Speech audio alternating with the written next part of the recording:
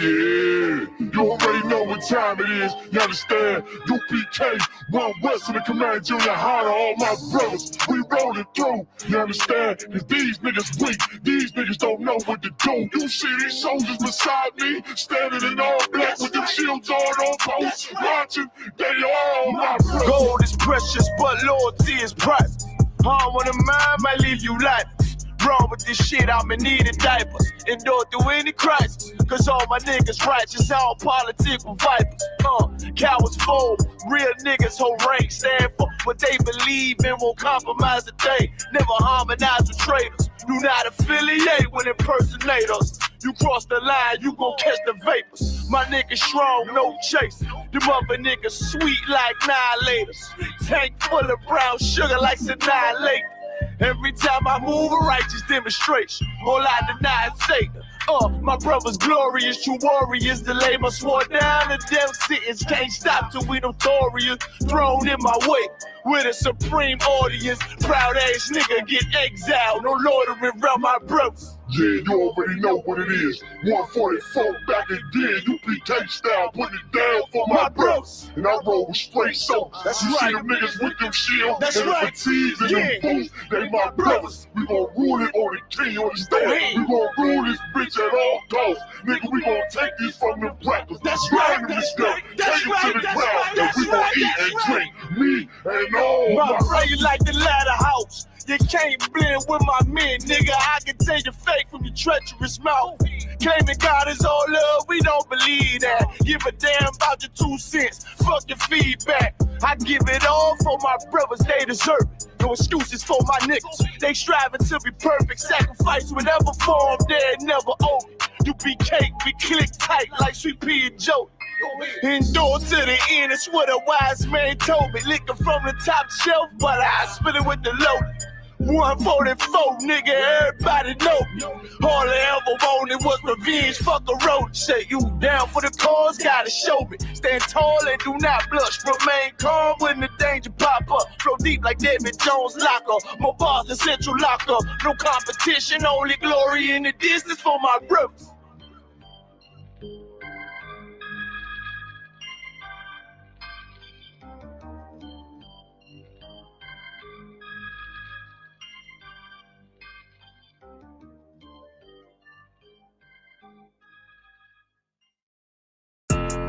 Yeah, those are messed up, no.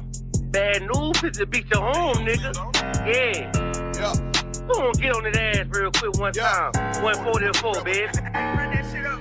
They said you get on, you gon' represent, I said of course. Soon as they crank that beat, I ride that bitch just like a horse. She about to go dumb, yeah, bitch, me whole guard. Yeah, ain't know they call me Obi-Wan, I come with the force. You gon' ride, yeah, of course, get it lit up like a torch. You even low on this Lord, so that bitch is either or. Yeah, I know them niggas ain't cut like that, I swear I'm to our core. Wait up, let me make a call right quick, I'ma start another war. I was hurting when she left, but I don't care about any part.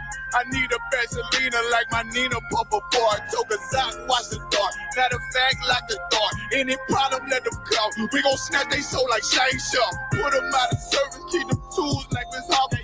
Try to hope it's way too late. I'm headed straight to the safe. Throw that one up like a trophy. I'm that nigga, ain't no debate. Told them boys we taking notes. Call them up like Saturday. This shit a piece of cake. Yeah, my bitches came from Whole Foods. Told them put on that top 3. Then bring me my house shoes. Don't make excuses. These niggas ungrateful, gotta show them UPK rules. I'm making hits like I can't lose. They said you get on, you gon' represent. I said of course. Soon as they crank that beat, I ride that bitch just like a horse. She about to go dumb, yeah, bitch, the whole court.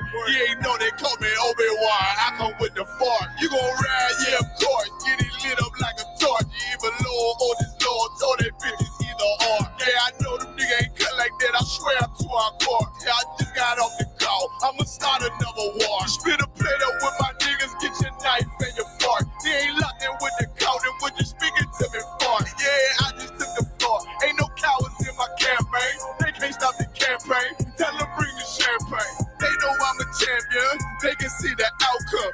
Get them niggas bad, got them tied down and out there. You can't do with them steppers. Niggas been down since day one. We run up the bands, bitch like Dylan. They say you get on, you gon' represent.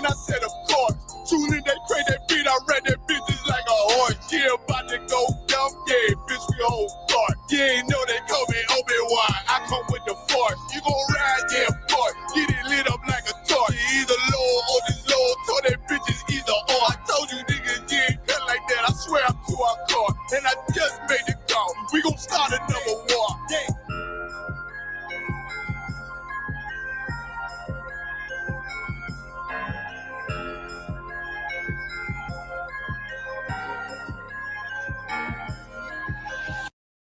The Tempur-Pedic breeze makes sleep feel cool. So no more sweating all night or blasting the air conditioning. Because the Tempur breeze feels up to 10 degrees cooler all night long. Find cooler sleep with the Tempur Breeze Collection.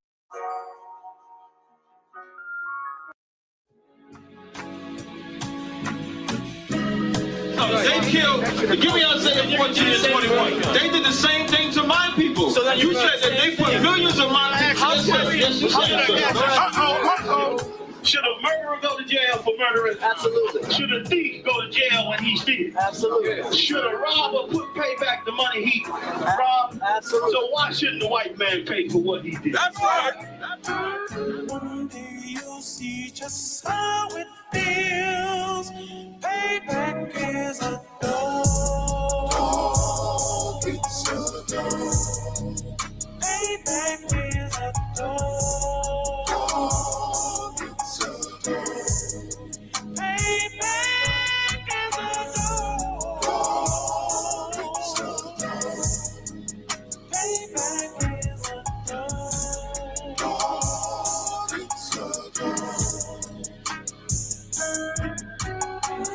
I'm in a hell of a hole, was never expected to grow. Just obstacle set in the road, that a result of me selling my soul. The story I'm telling is cold, but yet it's what everyone knows. The white man's the devil is known.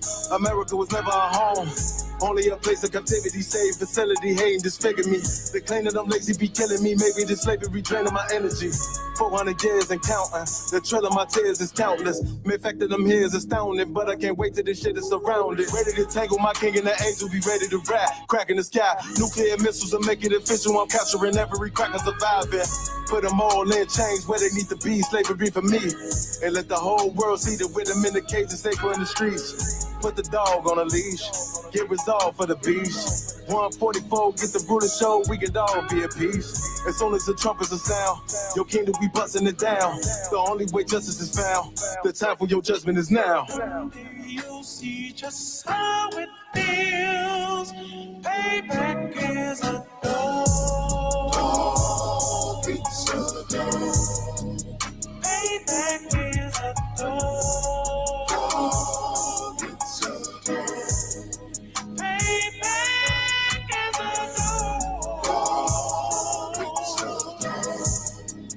Payback is a dog. It's a dog. Look, ain't no remorse in my blood slim. It won't be no compromise. Now it's time to feed the worms. Watch his body turn to flies. I clutch iron while you trust the lies. The next Glock I buy gon' be Gen 5. I get it customized. And sending shots off like farewell. Praying payback come back around like a carousel. Still remember YAHANNA's words ringing in my head like bells. Said you in his body, you fit the Lord, fuck the cartel. Triangle choke, apply pressure to the game like I did Vondale.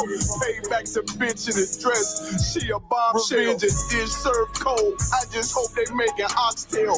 Glock fresh out the box, I swear it got that new car smell. Made myself a target in the world of mad shooters. Devils design fire for our babies to pass through in the day of our king's reign. I'll be overzealous. They bought my jealous, I bought brand new parabellums. One day you'll see just how it feels. Payback is a dog. It's a dog. Payback is a dog. It's a dog. Payback is a dog. It's a dog. Payback is a dog. It's a dog.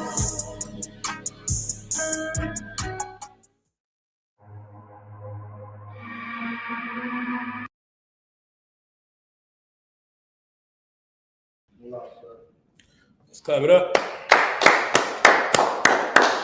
Shalom Israel, Yahweh Bashim Yahshua Brakatham, Yahweh Shema, Atham Bashim Yahshua. I'm your brother, priest and officer 5000 Yedaya, holding it down for the I.S.U.P.K history class. But first, I want to open class, with, some sincere thoughts that I have on what recently happened, And it was a rough one, I want to say rise again to Charlie Murphy. Y'all thought I was going to say rise again to Charlie Kirk? Fuck Charlie Kirk. And let me tell you something, Black, Latino, and First Nation, man and woman. We got to understand something as the Lord's chosen people, that now is the time to wake up to our true identity and knowing that we are the true Jews of antiquity, man. And we should only have empathy, something that devil didn't have or wouldn't have and even spoke about. He didn't believe in the word empathy. And that's the thing, Black and Latino and First Nation, man and woman. We need to have empathy, compassion, and sorrow for our people and forgiveness. It was a lot. Listen, for the most part, I'm proud of Israelite because most of Israel was like, man, F this devil, as we should. But it was some cooning going on today.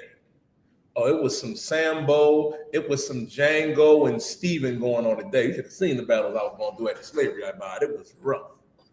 Not realizing, man, that we have to separate from this society. They want us to have empathy for whom? Our enemies, the oppressor, the devil that the Bible speaks of, El hombre blanco es el diablo. Man, no Black or Latino or First Nation man should have empathy or sympathy for these oppressors, man. What your sorrow needs to go through, what your empathy and sympathy needs to go back to is our people. Brother, I got into a conversation today where they was arguing that racism was worse back then than it is now. And I said, brother, how is that if we had more business? They say, oh, we have more Black businesses. How? How is that possible when we lost our schools, our hospitals, our communities, and the majority of our businesses? I asked them to name 5 Black businesses right there in South Philly, and they couldn't. All I heard was Jamaican spot. I'm like, give me a business. Give me something that is Black owned and operated. Give me 5 in the city of Philadelphia. Most of our people can't, but I'll give you one. And it's more than just a business. It's more than this an institution. We have the Israelite School of Universal Practical Knowledge under command of General YAHANNA.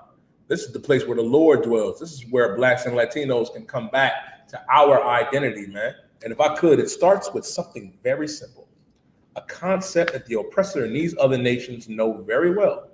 Give me Leviticus, the 20th chapter and the 26th verse. If you have any questions, I'll be answering your questions today. I got some stuff that I sent to the email, and I got another video that I would like you to play. You know what I mean? I'm gonna share it to you. And we're gonna go over a lot today. We are gonna go over a lot today. Ooh-wee. I know they didn't cover. That's a rough one. Now, you got what I asked for? Let's read it. This is the book of Leviticus, chapter 20, verse 26. And ye shall be holy unto me. The Lord said, ye shall be holy unto me. Now, I know you probably think when you see the word holy, you think about your grandmom and your auntie with the feathered hat on in church. You think that's holiness. You think that pedophile, and I'm saying pedophile, over there in the Vatican, you know what I mean, is holy. The Pope is not holy. He's the devil that the Bible speaks of. When you look up the word holy means to be separate, means to be set apart. The Most High God Yahweh is telling the children of Israel that ye shall be holy unto me. Right. I mean, meaning this, you should be separate. You should be set apart. Our problem is we think that we're supposed to integrate in this society. How can we integrate in this society when we've had over 500 years of just everything? Everything destructive, everything that was abusive, everything that was wicked done upon the First Nation man and woman, the Seminole Indian man and woman, the Latino and Black man and woman. How can we assimilate and want to join kumbaya with people that cannot stand us? How can you want us, to go and have sympathy? Yeah, we'll come back to that. That's going to be the thumbnail for class tonight. That is my thumbnail for class tonight. I sent this to all of us in the car, and I said, boy, oh boy, because the title of the class is Mass Shootings and Gang Violence is White Culture.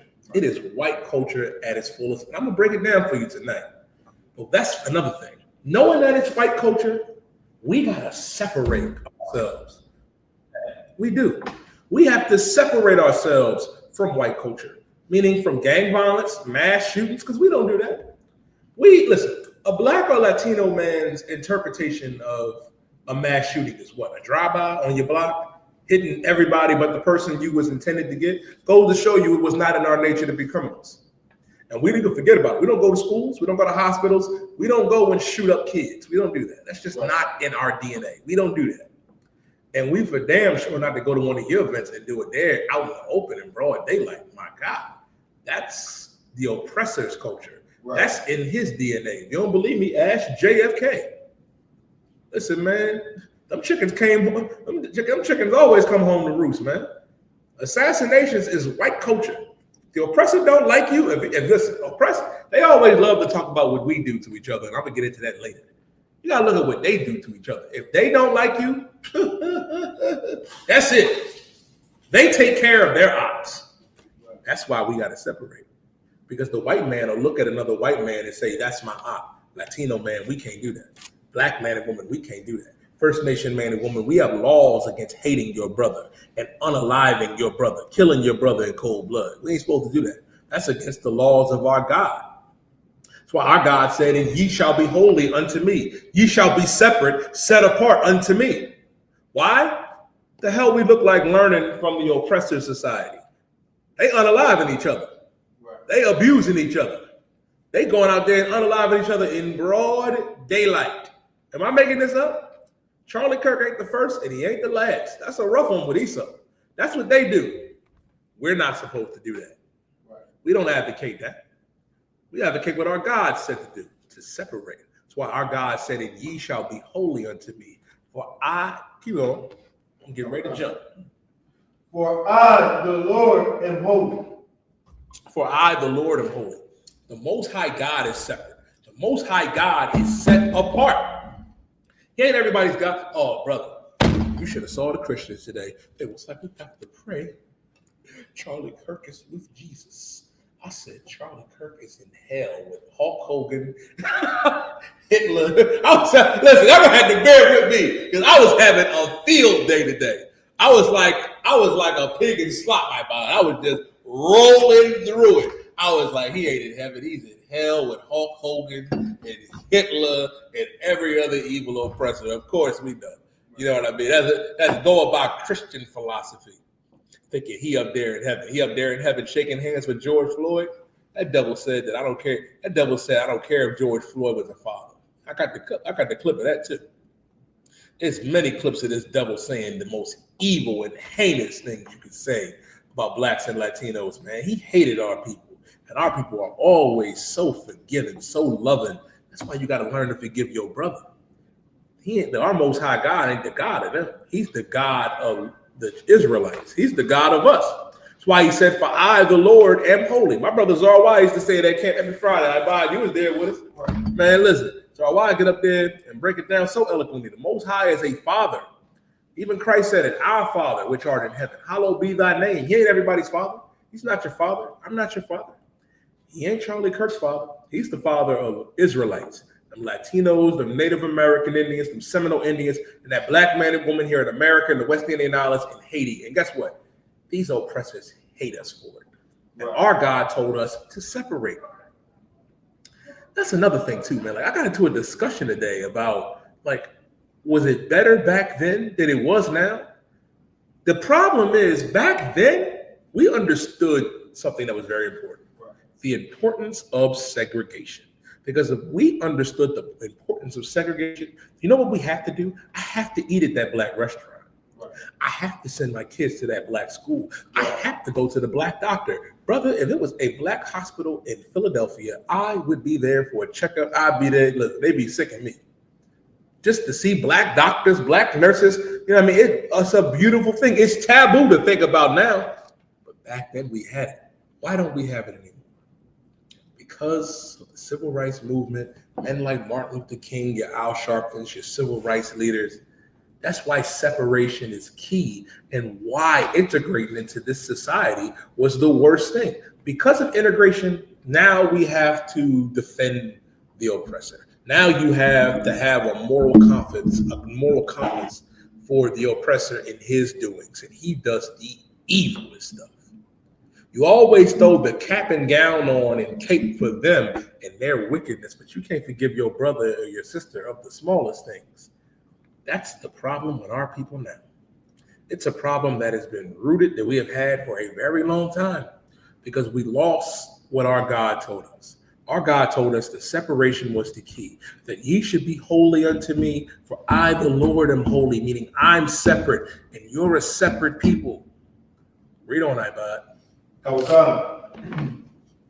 And have severed you from other people. And have what? And have severed you from other people. And have severed you from other people. Our God severed us from the oppressor, severed us from the Africans, from the Asians, from the East Indians. Our problem is we look at these other nations like they have a higher sense of learning, a higher sense of knowledge, that they have something that we don't have. And brother, we have everything and they have nothing. Our God gave us statutes and commandments that we must keep, and these other nations have always been jealous for it. The scripture says that these things, your commandments and statutes, you know what I mean, that these other nations will say, surely this is a wise and understanding people. Right. Because guess what? They're not a wise and understanding people. They eating shrimp, crab, pork, and lobster, unaliving each other. Oh my goodness.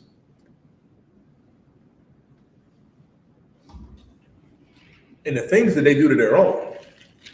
I'll give you a quote from this bastard, you know what I mean, from Charlie Kirk. He said, and it's ironic, he said this a day before he died. He said, white people are more than likely to be unalived by a black person than anybody else. 24 hours later, the Lord said, hold my beer. Hold my jack. SHALAM. I guess he lost that debate. He lost that debate, I buy. Our God said that I have severed you from other people. Meaning this, if I take this axe, and bang, boom, my arm's off, it's severed from my body. Our God severed us from these other nations, separated us from them. Said, I don't want you to be with the Orientals and the Asians. I don't want you to be with the East Indians. I don't want you to be with the Arabs. I don't want you to be with the Africans. Why? Read on that, bud. Oh God, that ye should be mine. That ye should be mine, because we belong to the Most High. We belong to our God. We don't belong to these other nations, man. We don't belong to the oppressor. And that's a problem. Oh, you should have seen the coon that I saw today. What's that sister's name that everybody's starting to like again? Oh, Candace Owens. She said, I don't know how to process this. One of Charlie Kirk's famous quotes is that black women don't know how to compartmentalize and process knowledge and certain things. And I said, God damn, Candace, you're making us look bad. Capping for the oppressor. And some of y'all love her. Just because, you know what I mean, she says a few things, you got to understand who her allegiance and who her love is to. That sister go home to an oppressor husband. And it's probably been passed around by every frat boy. I'm not saying that she was, but I bet a lot that she was. Because that's the type of sister that can't find beauty in herself. And you brothers out there that was capping for this oppressor. I saw Tory Smith and Lamar Jackson say, well, you know, you celebrating someone's death. Let me get the quote. I saw this, Ibad, and I said, ooh, we got a lot of work to do. We got a lot of work to do. Let me pull this quote, because I saw this, Ibad, and I could not believe it. I'm like, man, Stockholm Syndrome is still alive and well today. Hold on. Oh, please don't tell me Tory Smith and Lamar Jackson retweeted this. Celebrating the death of someone you don't share the same belief is wild. Seeing it play out in real time is disgusting. Well, here's the problem, Tory Smith. Here's the problem, Lamar Jackson. Charlie Kirk celebrates the death of blacks and Latinos. Right. He celebrated the death of George Floyd. He celebrated it. And he advocated for Derek Chauvin to be pardoned. You simple, stupid niggas. Right. You're simple and you're stupid. Do you love the oppressor that much? celebrating someone's death. And guess what? You know what else Charlie Kirk did? He celebrated the unaliving of them Palestinians and their kids and their women and men. Now, we don't got a dog in that fight. We don't give a damn about either one of them. But for you to say that celebrating the death of someone is wild, but the person you're trying to defend celebrated and advocated the death of other people. My father said, if you assume you'll make an ass out of yourself, and both of y'all looking like the horse's ass. So rough one. Maybe that oppressor was white when she said, shut up and dribble and shut up and throw that football or shut up and play basketball, because you don't know what you're talking about. And you got to understand something. I'm not required to have empathy for people that want our death and our destruction. Right. Manager YAHANNA brought up something very important yesterday, that this devil was like Haman. And I was like, damn, he damn sure was like Haman. You didn't understand. You didn't know. Get me that. Get me that in Esther with Haman in the device. You know what I mean? That he wanted to do to blacks and Latinos. Haman was a descendant of Agag. Haman and Agag were Amalek, the so-called Jew. Guess what Charlie Kirk was? Go ahead, brother. Amalek. He was Amalek. Ashkenaz. He was Ashkenaz, yep. Just like them. And brother.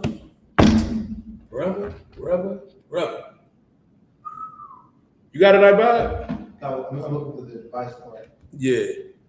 Because Haman was against God's chosen people. Haman hated us, man. Let me tell you something. Amalek got us. Amalek has a deep-rooted hatred for black people and Latinos. Esau in general, because Amalek is a son of Esau. They hate us. And you want me to have empathy for the ones that hate us? Can't do that. Can't do that. Let me know when you got it, iBud. I don't got the device part, but I got this. I know. I got this is the book. Yeah, read that. That's good. Read that. Read that. That's good. Okay. This is the book of Esther, chapter 3 and verse 5. And when Haman saw that Mordecai bowed not, nor did him reverence, then was Haman full of wrath. Listen, to give you the synopsis, right? Mordecai was a Benjamite brother that did not bow down to, Mordecai was a Benjamite brother that did not bow down. He was a West Indian that did not bow down to the authority of Haman, who was Amalek. And Amalek got real mad. Haman got so mad. Keep reading.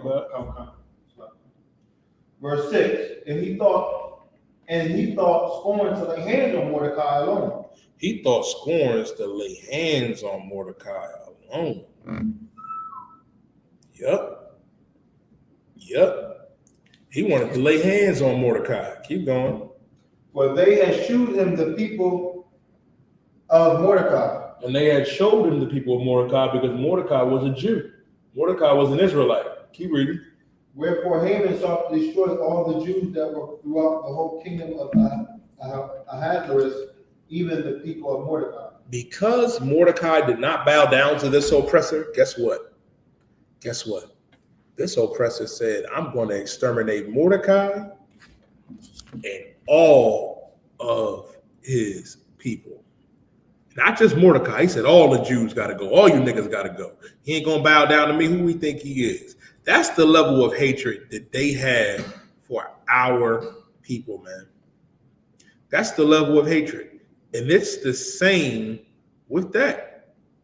It's the same with him. And this is what we got to realize, man, as the Lord shows in people. Us trying to have sympathy for them is always going to be detrimental. Always. What verse you at, Ibad? Call it out. What verse you at? This is the book of Esther, chapter 3 and verse 5. Verse 6. I'm now in verse 7. Drop down to verse 13. Okay. To get the gist of it. Verse 13.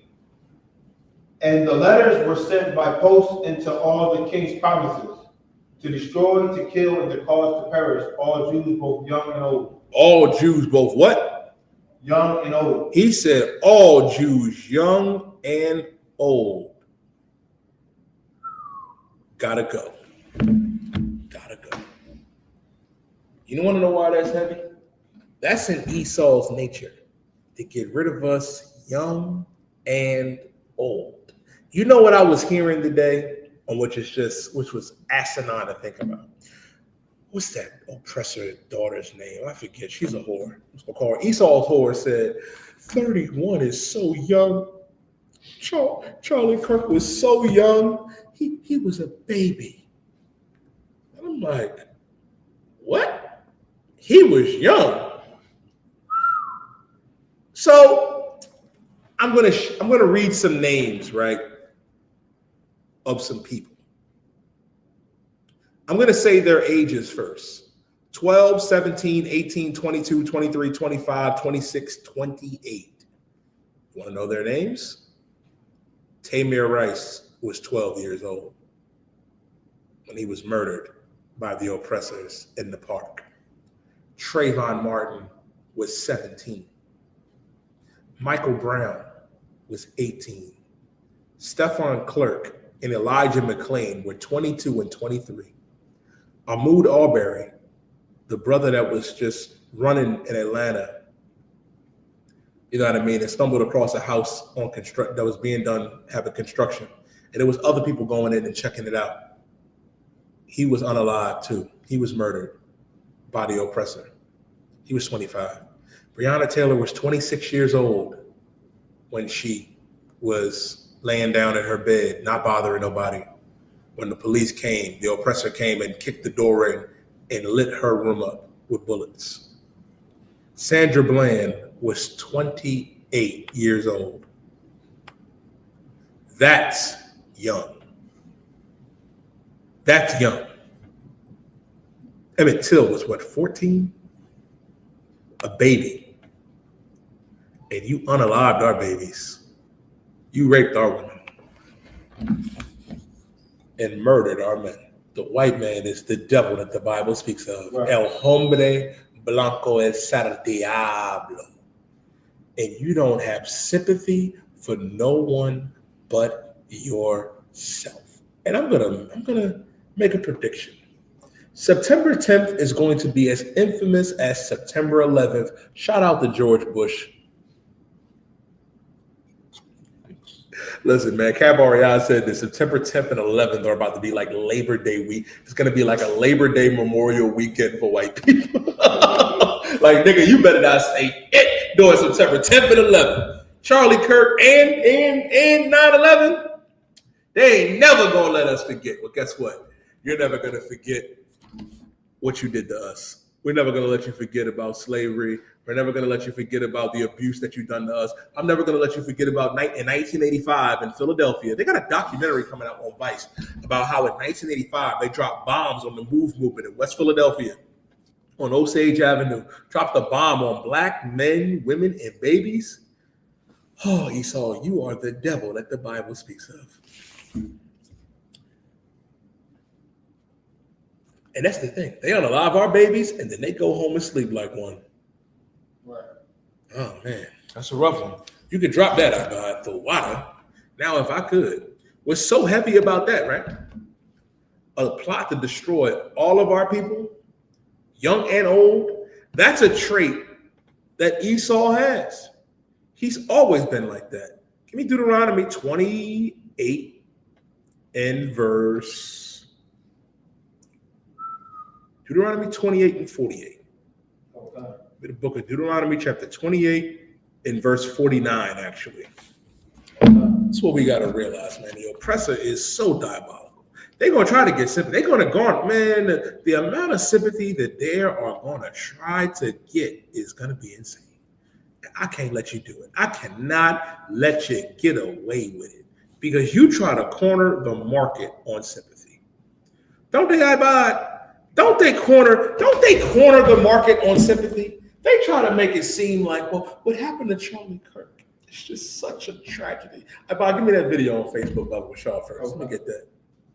Because I don't think, You know, I sent my earlier in the class. I sent my condolences to Eddie Murphy for his brother Charlie Murphy, because that's the only Charlie that we're gonna, you know, acknowledge. We'll acknowledge Charlie Murphy, not that one, the one on my page, not that one. This is my sincere, and I want everybody to understand something. This was my natural reaction and my sincere reaction to the Charlie Kirk unaliving. This was from the bottom of my heart. This is how I felt about it, on what happened to Charlie Kirk. Play it. Hey, yo, hey, niggas get shot every day, B. You be all right, nigga. You tough, right? Play it again. Hey, yo, hey, niggas get shot every day, B. You be all right, nigga. You tough, right? Play it again. Hey, yo, hey, niggas get shot every day, B. You be all right, nigga. You tough, right? All right. Hey, yo, hey, niggas get shot. YAHANNA. Niggas get shot every day, B. I'm just saying. And you know, he was an advocate for that Second Amendment. Your right to bear arms. Oh, he was, I thought. He was. Did I send you that clip? I said, can I get that one too? Can I get that one? Hold on, everybody. Let's go.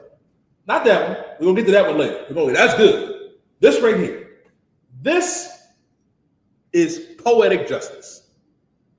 I want you to listen to what this oppressor had to say when it comes to, you know, gun deaths in America. Play that for me. And it can be Deuteronomy 28. We should have an honest and clear reductionist view of gun violence, but we should not have a utopian one. You will never live in a society when you have an armed citizenry and you won't have a single gun death. That is nonsense. It's drivel. But I think it's worth it. I think it's worth to have a cost of, unfortunately, some gun deaths every single year, so that we can have the Second Amendment to protect our other God-given rights. To have a cost for some gun deaths, that we should have some gun deaths every year.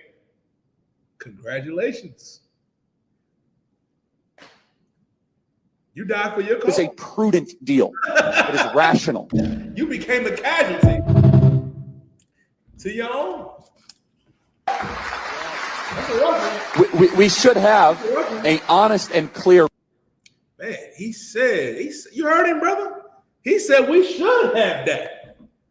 He said, man, it's all right. We can have a few gun deaths a year. Well, add Charlie Kirk to the number. Add him to the number. Add him to that number. Goes to show you, we can't live the lifestyle of the oppressor. I can't have sympathy for him. You know who I have sympathy for? The names I just read. I have sympathy for Breonna Taylor's family and my sister. May she rise again. I have sympathy for Sandra Bland, Philando Castillo, Ahmaud Brooks, Tamir Rice, Trayvon Martin, Vanessa Gillian. Vanessa Gillian, she was 24 years old and was raped and chopped up and buried. And they told her mother, Vanessa Gillian was a beautiful Issacharite sister, Mexican sister, in the Esau's military, in the army. They raped her, chopped her body up and buried her, and told her mother they didn't know what happened to her. That's why the white man is the devil that the Bible speaks of, man. That's who I have sympathy for. We have sympathy for La Raza. I have sympathy for that Latino man and woman that is suffering every day in the barrio. We have sympathy for that First Nation and Seminole Indian man and woman suffering on modern day concentration camps. Sympathy for that black man and woman in the ghetto. Go ahead, brother.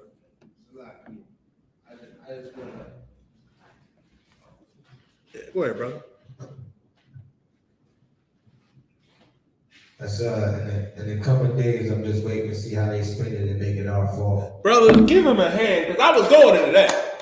Brother, you guys all of a sudden in the car. I'm sitting here like, somehow, this is going to be our fault. Somehow. I said, well, damn. All right, but I got another video I'm going to send you. Like, the devil said it himself. And this right here was just unbelievable to me. I was like, man, somehow they are going to spin this and make it seem like it's our fault.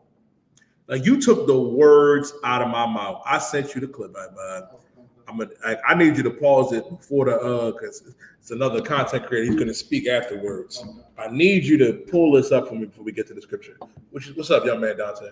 What they do is have scientific mathematical meetings. The Jews, the white Jews, they have a magazine and they have meetings. When they discuss what they're discussing, they have a situation. Discussing mathematics. Everybody that's in the meeting, they're speaking a certain way. So once I come to understand, it was it's very important. Us, people wouldn't even understand what they're saying. What's said about what you're saying, right? These other nations are confederate against us. Psalms 83 says that these other nations are confederate. The tabernacles of Edom, of Ishmael, you know what I mean, of Moab, the Hagarenes, all of these other nations get together and think about and plot like Pinky and the Brain. How can they abuse and destroy blacks, Latinos, and Native American Indians? Now, I'm going to show you a clip of what he said out of his own mouth a day before he was unalive. This came out of his mouth. Read what you play that about. Attack, especially even per capita, by black individuals. White individuals are actually more likely to be attacked, especially even per capita, by black individuals in this country. He said white people are more likely to be attacked, especially per capita, by black individuals in this country.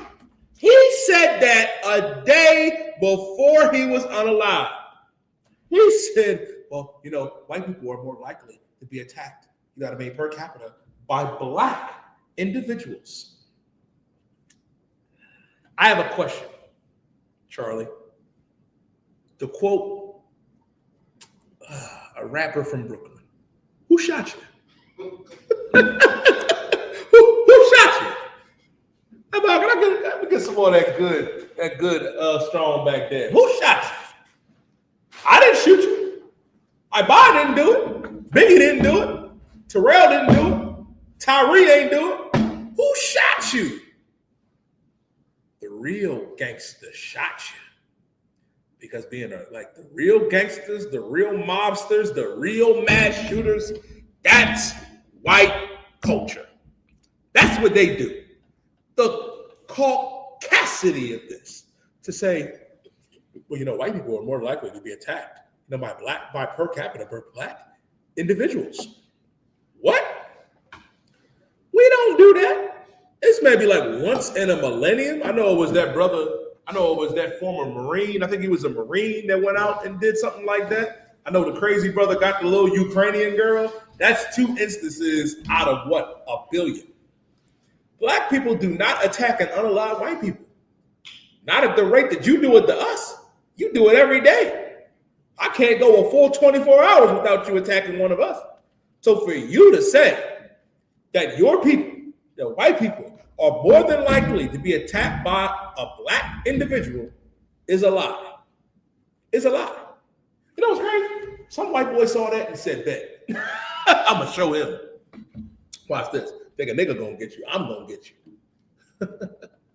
That's a rough one. That's a rough one, bud. Go ahead, brother.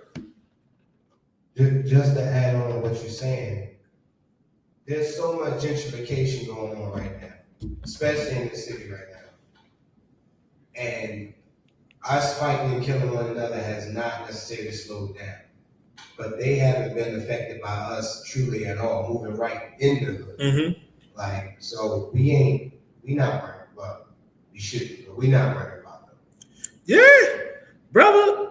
What you saying is absolutely correct, man. Because that's what they do. They come in. I opened the class on why segregation is important, why we got to separate. They come in our neighborhoods. Like, we all from Philadelphia. Like, brother, I'm from Southwest.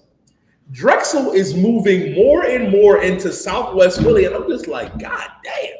Like, what happened in North Philly with Temple? Oh, my goodness. Like, they're expanding, Ibod, and they don't give a damn. We can't be up in their neighborhoods. They got sundown town. Esau got sundown towns for that. Esau got signs up to this day that says, nigger, if you are in this town by 6 o'clock, we getting the rope. God damn. Listen, man, we was in the sundown town.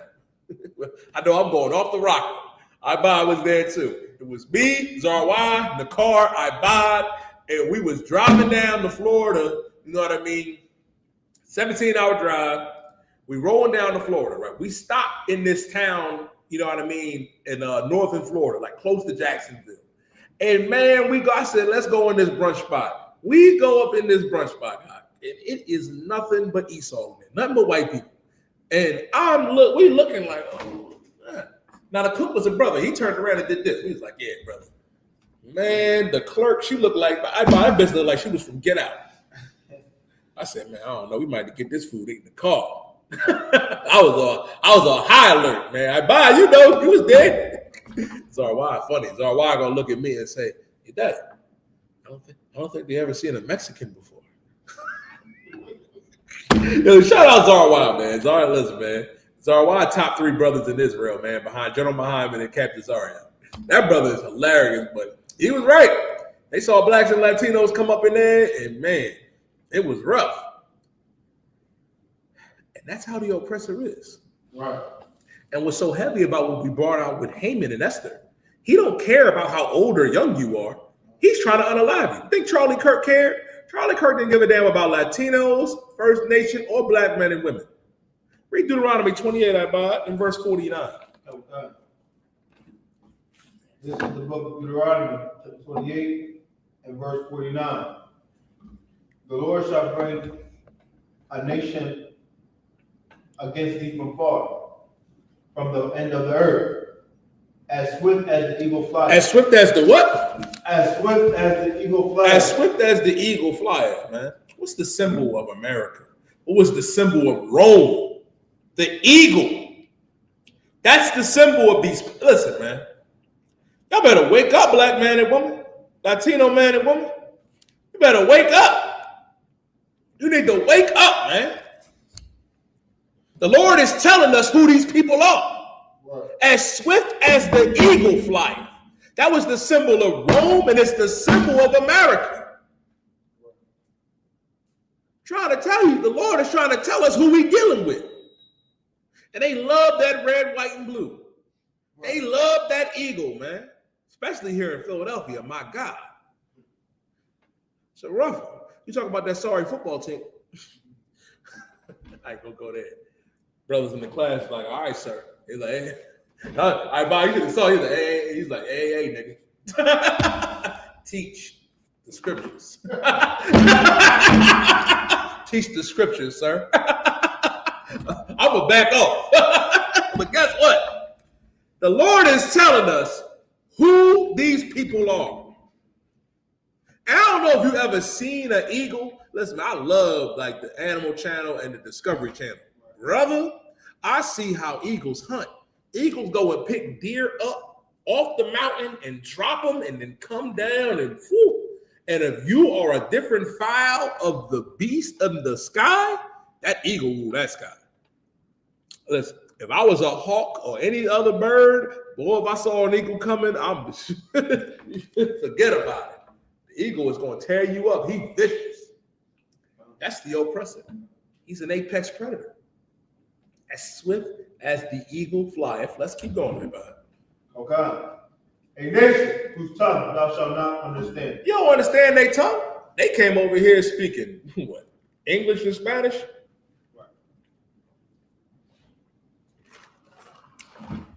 Latino man, you speak Spanish because of the oppressor, the conquistador. Spanish is not your native language, your native tongue. Hebrew is the Lashawan Quadash, Latino man and woman, black man and woman, First Nation man and woman. Our natural language is that Hebrew, man, that Lashawan Quadash. We speak English and the Hispanic speaks Spanish because of the oppressor and the conquistador, the devil that the Bible speaks of. El hombre blanco es el diablo. Right. It's not our language. They came, man, and destroyed, raped, abused, and they still do that to this day. And that's something that they try to erase. This devil was against. Let me tell you something else that this devil was against. of the list of, and he was against many things. You know what most of these oppressors and Donald Trump, they don't want you to know? That's why they push against critical race theory. They don't want you to know that they're the devil that the Bible speaks of, but they have to tell you that they're the devil that the Bible speaks of. If that makes sense. They're going to tell you that they're the devil that the Bible speaks of, but they don't want you to realize and know that they're the devil that the Bible speaks of. Go ahead, Ibad. By their actions, right, sir? By their actions. And what do their actions show and prove? Come on now. For this devil to come out there and say, well, no, George Floyd died of a drug overdose. He said that. Let me see if I can find that clip, Ibad. Let me see if I can find it. He said it. That devil said that George Floyd died of a drug overdose. Well, the quote, my general, 12 Shield General Mayaka Alaka, you better ask ye the prophets. General Mayaka said, well, you know what? Charlie Kirk ain't died of no gunshot wound to the neck. He died of blood loss. He had a seizure. You saw him, he was like this. He had a seizure. You know what I mean? He had a vein burst. That's all. Go ahead, brother. Oh, his hemoglobin. Get out of hand. His hemoglobin. How you think? How you think? His hemoglobin blew up, man. He didn't want no gunshot. Come on, man. It's fake news. You know what that is? That's AI. And I ain't talking about Allen Iverson. That's AI. This the one for the conspiracy theorists. He ain't even really dead. He on the same island with Tupac. Put that picture on the board. Put that on the screen. Put that on the screen for everybody to see. I saw this, brother. I was dying. I lost it. I sent this to everybody I could send it to. They talk. This is the thumbnail of the class, right? This is white culture right there. See that? And Donnie driving the car. Everybody know about that famous picture of Suge Knight and Tupac. They the real gangsters. Donnie and Charlie Kirk, they the real gangsters. Because they fucking everybody and killing everybody, unaliving everybody. That's the thing. Brother told me, he said, you think the biggest gangster you know drives a Cadillac. The biggest gangster I ever knew drove a Volkswagen. They call him the president. That's a rough one. That's a rough one. Keep reading. Leave it up there for a minute. Look at them. Lead them thugs up there. I want everybody to know this is the face of white hatred. This is the face of hatred. This is the face of crime. The face, you know what I mean, of mass shootings and the face of violence. Did not Donnie, y'all boys say, I need everybody, the Proud Boys, to stand back and stand by. Oh, you do know that both of them supported the January 6th, right? Charlie Kirk was a supporter of that January 6th, which was insurrection. Other oppressors lost their lives. Right. I have probably felt sorry in my short time in this truth for maybe two white people in my life. The white woman that was getting raped by Vince McMahon and Brock Lesnar and all them different devils, I felt sorry for her. And that devil that was caught in the door at the Capitol, where he was getting crushed to death, I said, damn. I said, they might have been the only two devils I ever felt sorry for. I said, damn, that's a rough one. And barely, you know, I said barely, you know what I mean? I was like, damn, that's a rough one. That's the face of crime. That is the face of abuse. That is the face of every evil and wicked thing. They're the real thugs. They're the real thugs. Oh, man. I'm trying to tell you. It ain't just them. They got another thug out there in the Far East in Europe. He another thug. He another gangster. Right. They call him Pooh Shiesty. Oh, y'all ain't know about Vladimir Putin? He the real Pooh Shiesty. That's what I call him. I coined that, by the way. But let's keep reading that, bud. Let's keep going. Let's keep going. Verse 50. A nation of fierce countenance, which shall not regard the person of the old, nor shew favor to the young. He don't give a damn about the old or the young. How do you know he don't give a damn about the poor?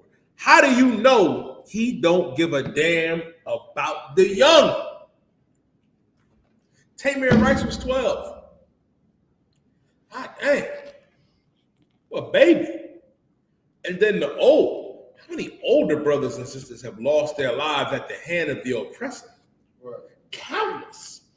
Countless. Bring it back full screen on me, I Okay. That's the thing, man. Oppressor don't give a damn if you old, young, you getting up out of here. You black or Latino, you out of here. Go ahead, brother.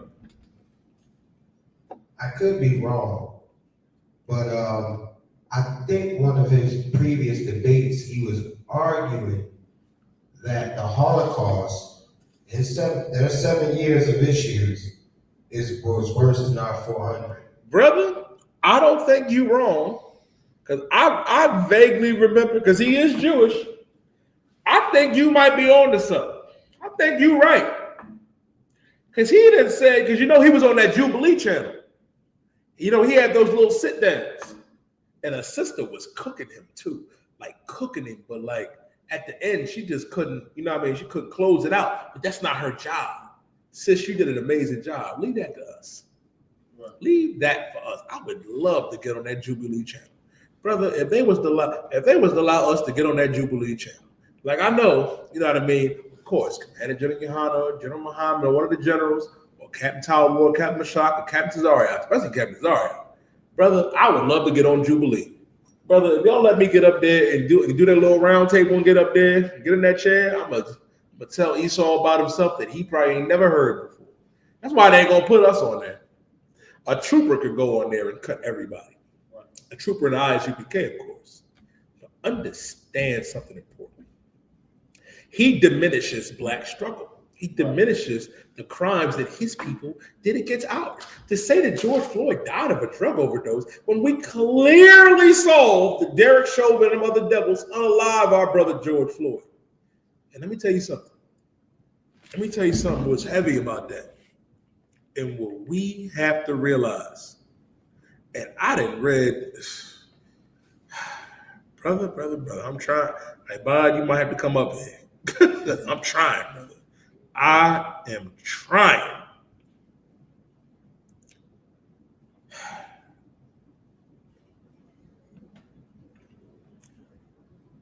I thought so. Charlie Kirk, when they asked, they said, well, you know, George Floyd was a father. Charlie Kirk called George Floyd a scumbag, an addict and a scumbag. He did that. He had no empathy for George Floyd's family because a daughter and a son lost their father. And I'm supposed to feel sorry for you because you got unalived in front of your children and your wife?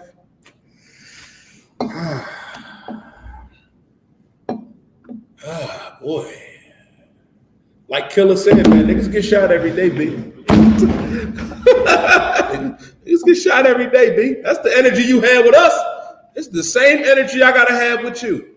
And some of you are probably thinking, well, you're dying. You have to be forgiving. You gotta forgive. I forgive you, brother. Sis, I forgive you. Candace Owens, I forgive you for being a coon and Sambo. Lamar Jackson, Torrey Smith, I forgive you for being a coon and a Sambo. I forgive y'all for y'all ignorance because I'm required to forgive Blacks and Latinos and First Nation men and women because you're my family. Nosotros somos familia, una raza.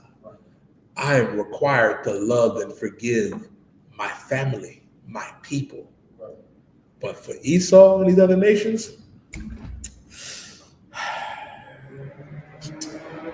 I'll drink to it. I'll have a drink for it. If y'all want to have a drink, y'all can too, man. It's Jack back there. It's Doers back there. If you want some strong, we ain't gonna pour. You know, we pour them out for the dead homies. We don't pour. niggas in the world pour them out for the dead homie. But we don't do that neither. We say La Yasha because gang culture ain't our culture. I'm gonna get to you in 1 second, warrior. I'm gonna say it again. Gang culture ain't our culture. You know what gang culture really is? Gang culture is white crime, white rape, and pegs up your ass, Gorilla Hebrew. Oh yeah, you thought I forgot? That's what white culture is and gang culture. Look at Gorilla Hebrew, man, going back to his vomit and his slop, talking about it's God and Gumby while you getting stuff shoved up your rectum. That's white culture. Stuff getting shoved up your rectum is white culture. Gang violence is white culture. Mass shootings is white culture. Go ahead, young man Dante.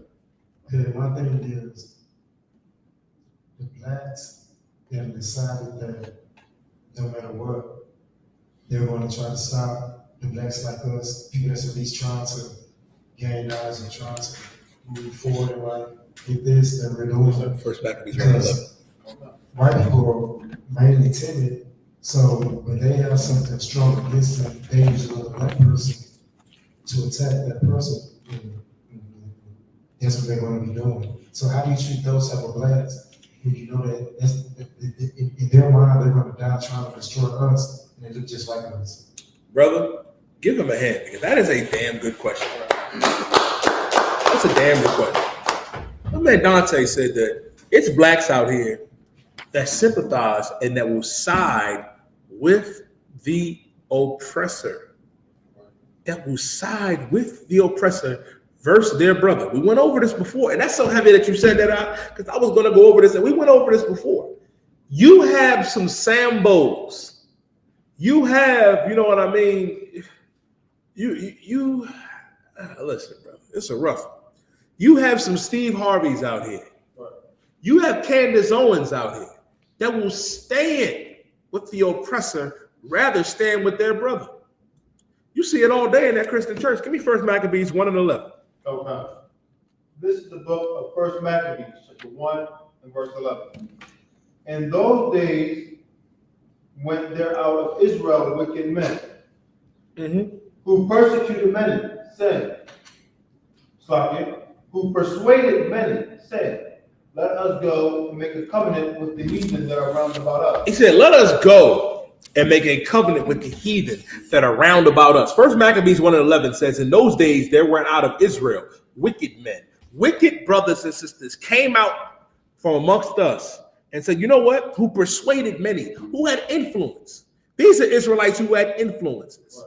Imagine your LeBron, your Michael Jordan, your Serena Williams, your Candace Owens. These are Israelites who have incredible influence, who could persuade many of our people. Your Jay-Z's, your Kendrick Lamars, your Drakes, your prominent Negroes, your prominent Hispanics, who went out, who persuaded many, saying, let us go and make a covenant with the heathen that are round about us. A covenant is an agreement.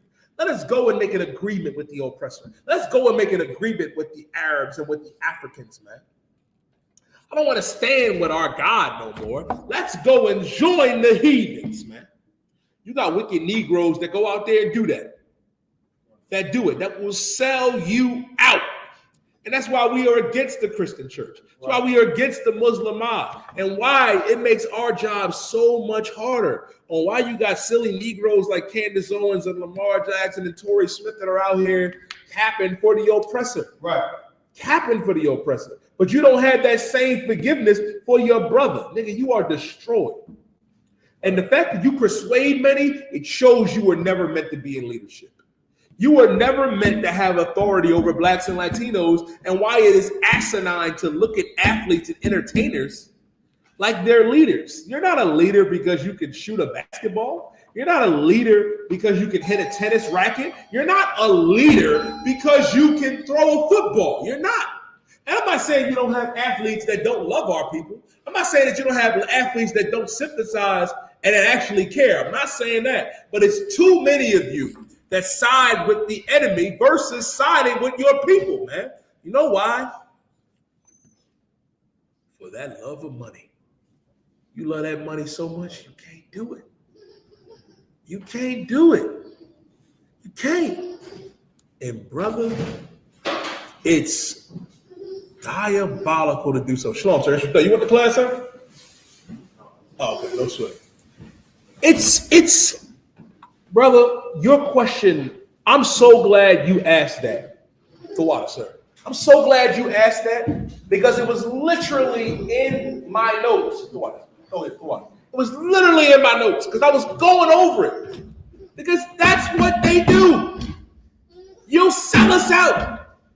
You know what I was just talking about now? I was talking about Shaq. Y'all remember when Papa John, oh my goodness. Oh my goodness. Brother, I just had an epiphany. I'm going to say it, and then when I break it down, you're going to be like, oh shit. I want you to remember this phrase. It be your own niggas. Can everybody in the class say it with me one time? It be your own niggas. It be your own niggas. It be your own niggas. Keep that in mind. I'm about to break down what it means by be your own niggas. So, Papa John in 2016 went out and said, well, you know, the NFL is messing up my marketing deal because Kaepernick and this knee and stuff. You know what I mean? And they was like, Papa John, you can't say that. And Papa John was like, y'all acting like I was calling black people niggers the way Colonel Sanders was. Now, was Papa John wrong because Colonel Sanders was an evil, wicked oppressor? Was an evil, wicked oppressor. You know what I mean? That patented and stole from blacks and Latinos. We know that. That's a story for another day. Now, but Papa John, you just as racist as Colonel Sanders for saying that. So what happened was Papa John ended up suing because they removed him as CEO. They removed Papa John from CEO of Papa John's Pizza. And guess what? Black people didn't mess your business up. It was your own people. It be your own niggas.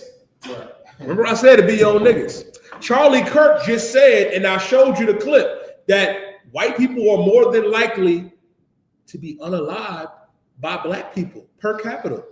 But he was unalived by a white man. It be your own niggas. It's crazy. He said, we talking about gang violence? They said, wow. I'm like, I guess we're not talking about gang violence. I guess white lives matter. It be your own niggas, Charlie Kirk. You thought a nigga was going. You thought, God damn. It literally be your own niggas. You thought that Ibada knocker myself was gonna shoot you. That's not what happened. God damn. That's a rough one, Charlie Kirk. That's a rough one. Who shot you? It wasn't Biggie. Wasn't Biggie. That was the oppressor. But you have you have Sambos out there that cap for these people. They said, let us go and make a covenant with the heathen that are round about us. For we departed from them, we have had much sorrow. Drop down to verse 15, Come.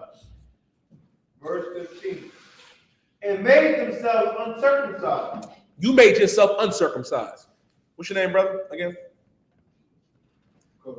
Young man Kobe? Cody? Cozy. All right. Call you Young Man K. Listen, you're going to be a trooper in no time. Trust me. We're going to listen. I got to ask you that because I ain't no Cozy in the world. I know the brother that you were destined to be, that the Lord made you to be.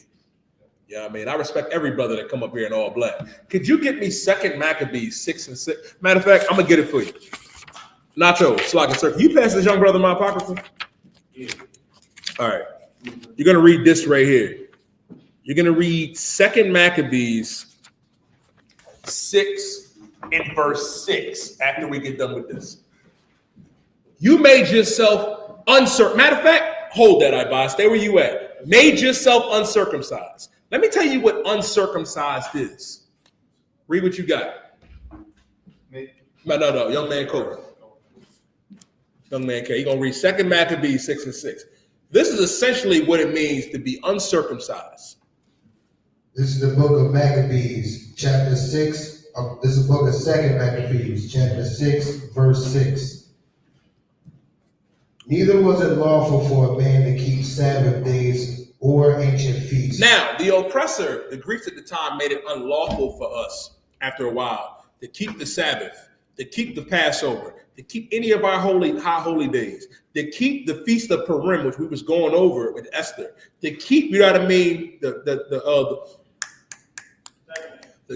Feast of Tabernacles, to keep, you know what I mean, it's the one for 8 days. Hanukkah, the Feast of the Dedication, Hanukkah. We can't keep Hanukkah, the Purim. We can't keep Passover. We can't keep the Sabbath. We can't keep the Feast of Booths. We can't even do the Day of Atonement.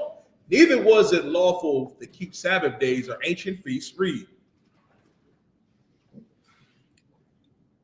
Take your time, brother. Or to profess himself at all to be a Jew. You can't even profess yourself at all to be a Jew. Now, at that time, they made it unlawful. But these Jews in 1 Maccabees 1:15, they willingly said, I don't want to be a Jew anymore. I want to be Greek. I want to be a Roman. I want to be an Arab. Salami, eggs, and bacon, brother. I want to be Chinese. Ni hao ma, shei shei mi, konnichiwa. Hadouken. That's what they wanted. They willingly did this here in 1 Maccabees. Now go back to where you were at, Ibad. The water, brother. I appreciate you. This is the book of 1 Maccabees, chapter 1 and verse 15. Mm-hmm. And made themselves uncircumcised and forsook the holy covenant. They forsook the holy covenant. The hell with our God Yahweh. The hell with the law, statutes, and commandments. Love your brother. The hell I gotta love Knock for. The hell I gotta love Ibad for. I got Charlie. I got Alexander. I got Antiochus. You don't see. Go ahead, brother.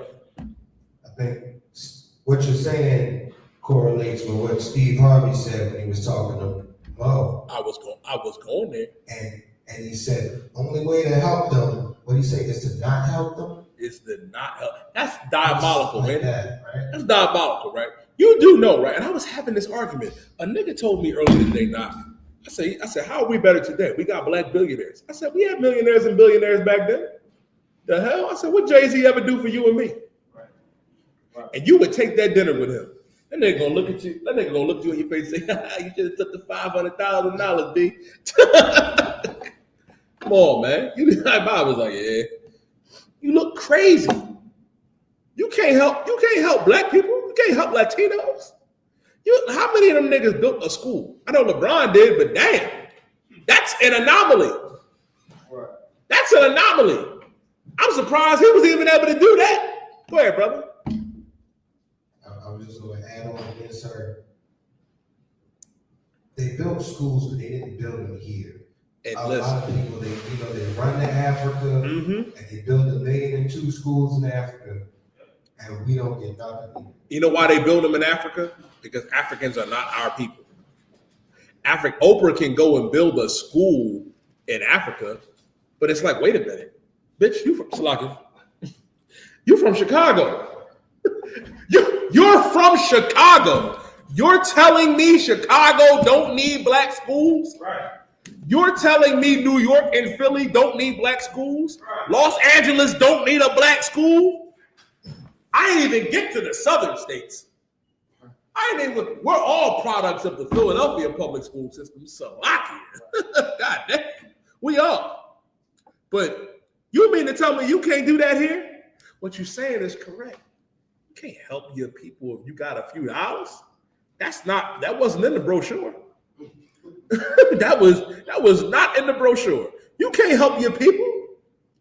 Helping your people, man, name a school that helps blacks, Latinos, and Native American Indians. Like, goddamn, like I can't even think of a school or an institution that actually helps black and Latinos. Wait a minute, there is one that comes to mind. That's the Israelite School of Universal Practical Knowledge under Commanding General YAHANNA. Right. This is the only school that truly helps our people. That is black owned, black operated, and it will remain that way. This place will never be gentrified. You ain't got to worry about that. They ain't got to worry about that. You know what I mean? They can't come in here and say we can't stop with, teaching critical race theory. I need y'all to understand that part. That ain't never going to stop in here. But these Jews here, they had to make themselves uncircumcised. Right. Uncircumcised. Keep going, Ibad. Oh, God. And forsook the holy covenant, and joined themselves to the heathen. And joined themselves to the heathen and did all kind of mischief. Now you're free white at 21. Now you're an American. Now you're an American. Give me Proverbs 3:31, bud. Now you think, brother. Now you think you can rock that red, white, and blue. Born in the USA. We're not gonna take it. God damn. Yo, I ain't gonna lie. That Drewski skit knot had me dying because oppressors were mad. They was like, so that mean we can wear blackface now? You've been wearing blackface the whole time. We're not gonna act like we ain't see Tropic Thunder. Now I know what you're thinking, but you died. Robert Downey Jr. was playing the dude disguised as another dude. That's a joke that you got it. Cozy got it. He got it. That's a joke that went over a lot of people's heads. And we had no problem with that. We was like, yeah, he just a dude playing the dude disguised as another dude. I know it. But this is still offensive. Shia LaBeouf in Sicario played an I.S.U.P.K. The white nigga from Holes played an I.S.U.P.K. in Sicario. And they even browned up his skin. I'm like, Shia LaBeouf ain't no I.S.U.P.K. The hell? Nobody said nothing. So you mad at Drewski? I thought it was hilarious. Me personally, because the oppressor make fun of everybody and laugh, but when you make fun of him and say something about him, oh, this isn't funny anymore. I'm calling my lawyer. Get out of my park. We was in Washington Square Park. This devil came up to us and was like, you're in my park. Get out of my park. Well, guess what? Washington Square Park belongs to the Israelite School of Universal Practical Knowledge under Command of General YAHANNA wherever we're there. Whenever we're there, that's who the park belongs to. Right. Just letting you know. Wherever our feet walk on, we got it. It belongs to us. Just letting you know. Give me Proverbs 3:31, Bubba Show. Oh, God. This is the book of Proverbs 3:31. And thou not the oppressor. The Bible says to envy thou not the oppressor. We ain't supposed to look at the oppressor and envy anything that he has. We're not. And that's another problem. Like Cozy, that's a problem that we had. We looking at the oppressor like he made it. I was talking to a Ephraim brother today. And he told me, like, you know, our job is we just got to get money. Like, what? I said, brother, the Bible says for the love of money is the root of all evil. Money is a defense, but for the love of money, God damn, like, is that that's the duty of our life, to get money and to worry about ourselves? No. We get here in the Israelite School of UPK, we actually give a damn about your family. Right. I am required to give a damn. I'll come to you in a second, Dante. I am required to care about you and yours because you're mine. You're my brother. Right. Your wife is my sister. Your children are my nephews and nieces. You're my family, man. Right. I'm responsible for you. If more of us had that mentality, we'd be better off. Right. But you think it's just about me and mine. Don't be selfish. An attack on your baby is an attack on me and mine. And we gotta, listen, man, they have a phrase in the South. You either hang together or you hang separately, but you're going to hang. Right. How you hanging? Where your man Dante? Now, the maiden name of my wife's last name is Green. She's in the federal building, William J. Green, Cecil Horse from Philadelphia County. But regarding that, her great-great-great-great-grandfather on her father's side is William J. Green, which is her great-great-grandmother, which I spoke to her from before she died. Mm-hmm. Maryland. His great-great-granddaughter. I looked at the picture, this is like William J. Green. I seen the family members and her. I had been talking to her grandmother on the phone for Texas when I was younger. And I seen her full name, the names of people that. So that's really like from Hebrew Israelite and William J. Green as Albert. Really the true percentage least. Now, we got to realize, right? It's who your father is. You know what I mean? Like, and you got to understand how we got the name Green, Johnson, you know, how you got Williamson. Like, you get these names because when the oppressor abused us and took us, we took on his name. Right. Really, your name is after the Lord, Yasha-Allah. You know what Yasha-Allah means? Princess of the power, your brother. Princess of the power, if your assistant. Right. Really? That's your real name. That's who you are. And it really goes by your tribe. I'm Yediah Bun Yahawadah Bun Yasha-Allah. Ibad is Ibad Bun Yumyan Bun Yasha-Allah. Yediah, son of Judah. Ibad, son of Benjamin. Sons of Israel. Right. Zarwai is Bun Zarwai Bun Yashakar. Bun Yasha-Allah. Knock is a Gedite. Knock Bun God. Bun Yasha-Allah. Cap Sakawar Bun God. Bun Yasha-Allah. Right. We're all sons of Israel, man. If your father is a black, Latino, Native American Indian, you're an Israelite. Plain and simple. And that's what the oppressor did to us. They went out there and took our name, and now we wear their last name. There's going to come a time, brother, where the oppressor is going to have to get the name or whatever we give them. And brother, you should see some of the stuff that go on in my head. I have names for these oppressors when we get in captivity. Like, you're not going to be known as McGillicuddy no more.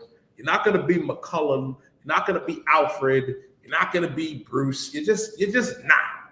Like, you're not going to be Clark. You're not going to be, you know what I mean, Hubert. It's dead. Olga, that's dead.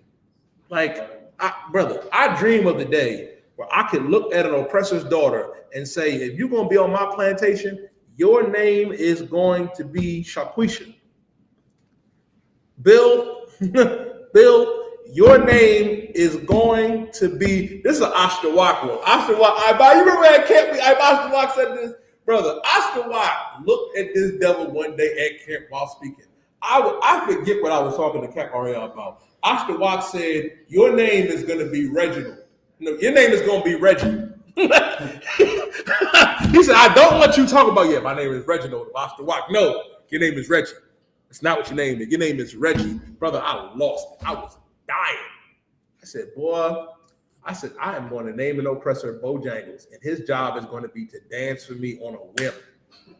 Like when I snap my fingers, Bojangles, white Bojangles, it's white Bojangles. His legal name is going to be White Bojangles. And when I snap my fingers, he is going to start tap dancing, and singing. He's going to be the Rocky Road to Dublin. 1, 2, 3, 4, 5.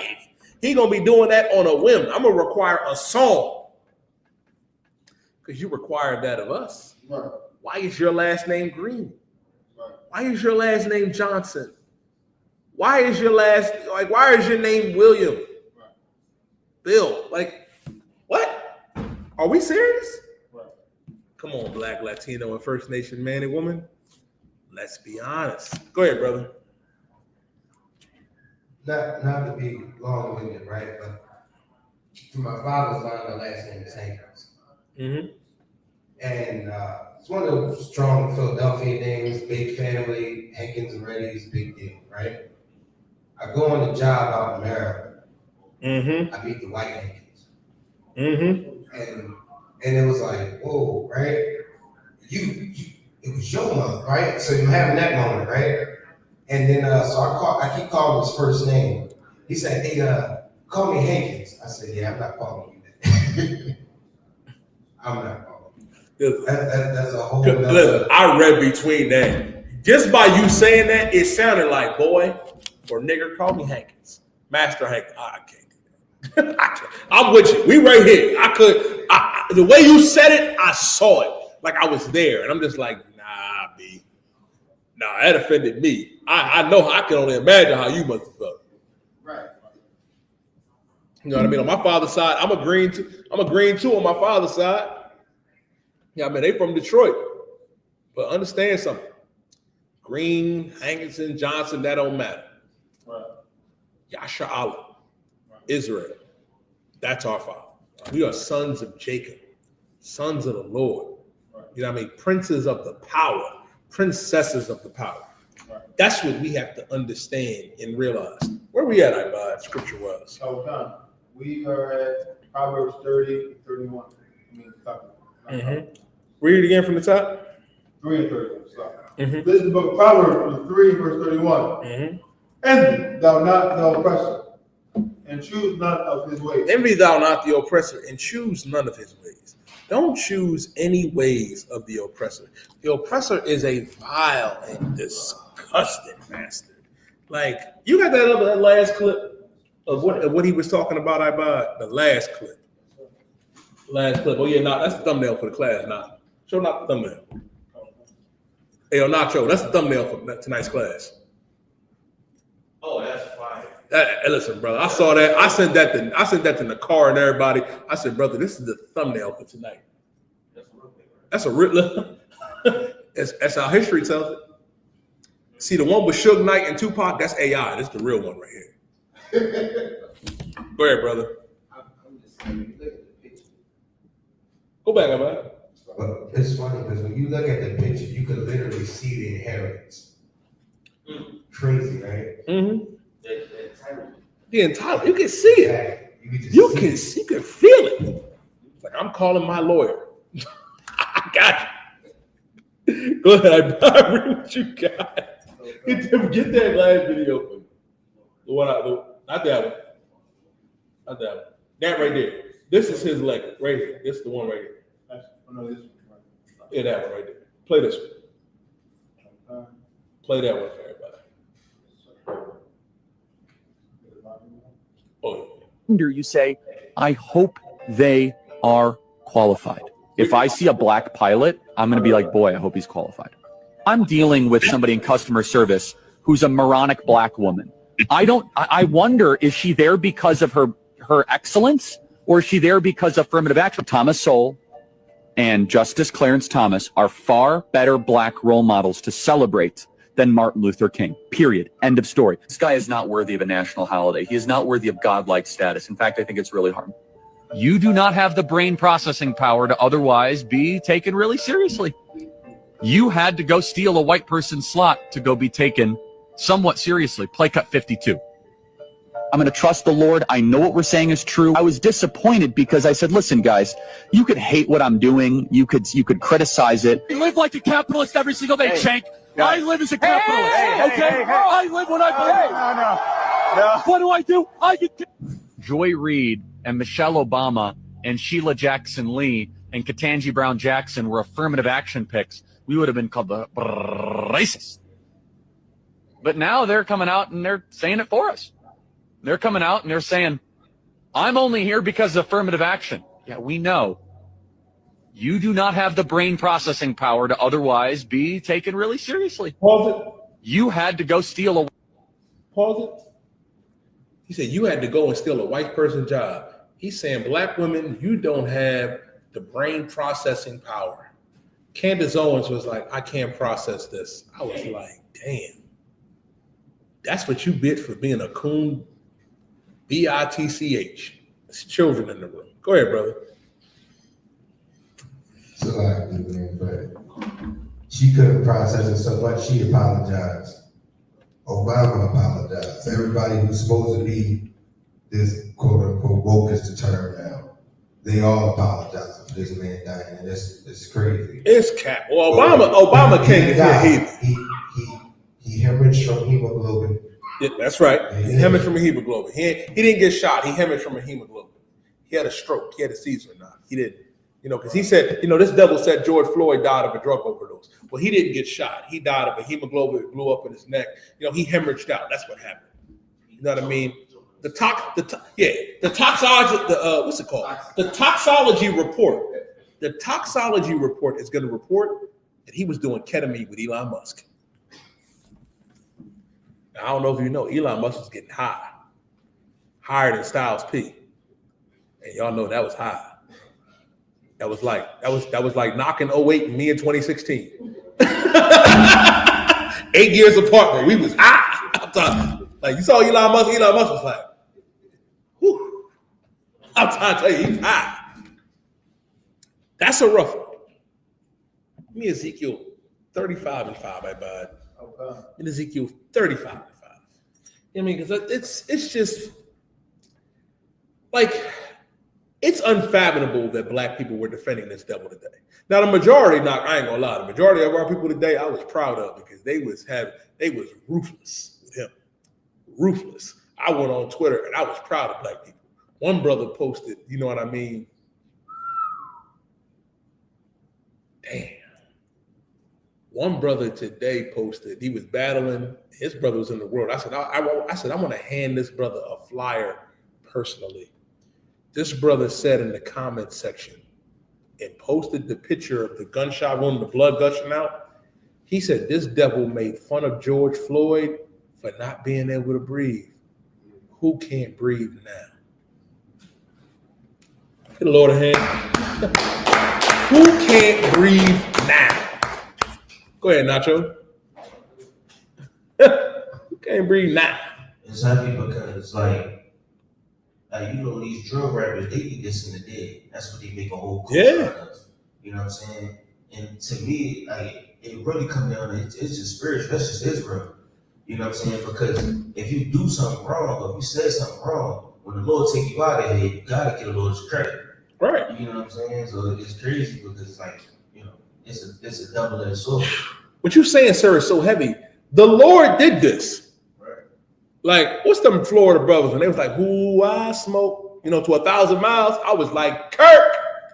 I said, the Lord got you. That's the question of who shot you. You thought it was going to be a black person. The Lord said, watch this. Your own's going to get you. The Lord did it. And we're going to go over that too. Well, that's Exodus 11:7. Shall not a dog move his tongue. You can't talk and do whatever you want to blacks, Hispanics, and Native American Indians and the Lord not come see you. Oh, man, wait till Donnie's day. That's going to be a rough one. That's going to be a rough one. Oh, man. I pray he get it in the kingdom. You know what I mean? Whoever get Donald Trump in the kingdom, oh brother, he gonna be outside. I can't do this, sir. I can't pick this cotton. It's just too hot outside. You know, I'm just not gonna be able to do it. I'm gonna be like, Donnie, you're gonna do it, or I bought the wolves are gonna get you. Keep that shit away from me. Because I bought the wolves is coming. I'm trying to tell you what's gonna happen. Any insubordination from Esau, you got to see Ibad and a pack of wolves, and it's over. And that's just, you know what I mean? Now, read what you got. This is the book of Ezekiel 35, verse 5. Verse 5. Because thou hast had a perpetual hatred, and hast shed the blood of the children of Israel by the force of the sword. Charlie Kirk has had a perpetual hatred because people talk about all of the different things he was against. Now, don't get me wrong. I'll say this. And this is another thing with Esau, too. Esau don't give a damn. He don't. He gonna say whatever. So what he was saying about blacks and Latinos, he meant that. Talking about George Floyd, sister was like, but George Floyd was a father. He said he was a scumbag. He can speak ill of the dead, but Lamar Jackson, Torrey Smith, Candace Owens, you're like, you black people, you're wrong for speaking ill of the dead. You want to know why you said that? Because deep down, we're people of compassion. We have so much compassion for society that when we see an injustice of even of heathens doing against heathens, we recognize that that's wrong and we want to do something about it. You want to know why? Because the precept is this. That when the righteous bear rule, the people rejoice. But when the wicked bear rule, the people mourn. Right. We can look at what's going on in Palestine and say, damn, that's messed up what Netanyahu and them are doing to them and their babies and their children. You know what? You want to know why? Because we're the ones who have real sympathy and empathy, and blacks and Latinos are the ones that are supposed to rule the earth. We have something that these other nations don't have. We have the love of our God and our King, Yahweh Shah Mashiach, and our God, Yahweh, and we have real empathy. Right. We know right from wrong. Right. If I'm not mistaken, Knock brought this out before in his last class. We have the knowledge of good and evil. Think about that for a second. Which means we know right from wrong. These other nations don't know that. That's why we have to be in charge. Right. That's why. You shed the blood of the children of Israel. Charlie Kirk ain't give a damn about Hispanics being locked up in cages. He don't. And it ain't just him. All of these oppressors. It's an oppressor. Listen, on TikTok, I'm not sure if y'all know, right? It was an oppressor. What the hell is his name? Y'all see the TikTok of the two brothers down south that was fishing at that pond, and that old devil came and said, "Who said you could fish here? This is property of crew tractor. I'm his pappy." Yeah. The old head. He came and said, Who said you could fish here? This is private property, boy. I'm like, boy, Esau get funky. He like, this is private property. This Trey Taylor, that's my son. Esau is like that. They don't give a damn about us. I bet you if it would have been some other white boys fishing, he wouldn't have said nothing. Because you nigga was out there fishing. You can't do that. That's why we got to separate. You don't give a damn about Latinos and First Nation men and women? How do I know you don't give a damn about the First Nation man and woman? Charlie Kirk was one of those oppressors that was big on, this is my country. And if you don't like it, you could leave. Big on, talking about immigration and ICE against blacks and Latinos. Guess what?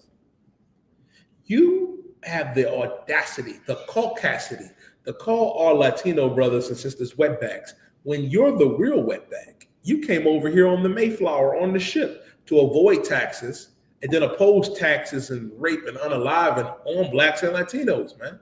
And the First Nation man and woman. Right. You didn't have a problem with unaliving. Keep going, iPod. Okay. By the force of the sword. By the force of the sword. You had no issue with that. You had no issue with unaliving. It's a spot down there in San Antonio that I love, that I would love to go to camp at. And Knock, I know you've been there. The Alamo. You know what the Alamo was really about? La Raza standing up for the Morenos. La Raza standing up for the Morenos, because the Morenos and La Raza are the same people. The Morenos is the Judites, the blacks. Órale. Nosotros somos familia una raza. Issachar stood up for Judah and said, no, when our brothers come over here, they're free. They're free. They're our brothers.